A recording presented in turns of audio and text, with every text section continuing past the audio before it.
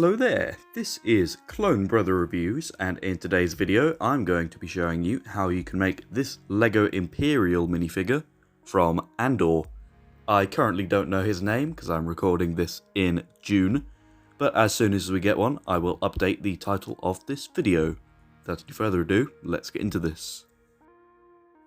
The first minifigure you'll need is this Imperial Hoth ATST driver. And you'll be wanting it for its torso and arms, maybe hips, but I'm not going to use those. The face for this minifigure will come from the LEGO Dimensions Gandalf. Finally, the hair and the hands and legs are the final parts that you will need. If in the future he does end up with black legs, however, use the ones from the First Order TIE Pilot. If you've done it correctly, your minifigure should hopefully look something like this. Feel free to pause here if you need a reference photo. Overall, I think I did an okay job of capturing what he looked like in the trailers.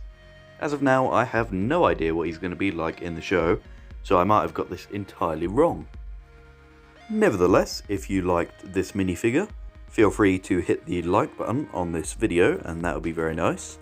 It'd be pretty awesome if you could subscribe, I'd really appreciate that. But if you have any custom minifigure ideas that you'd like to see, feel free to leave a comment down below and I'll be sure to get around to that eventually. If you like Purist custom LEGO minifigures and you would like to see more, feel free to click on the playlist which should be in front of you on the end screen.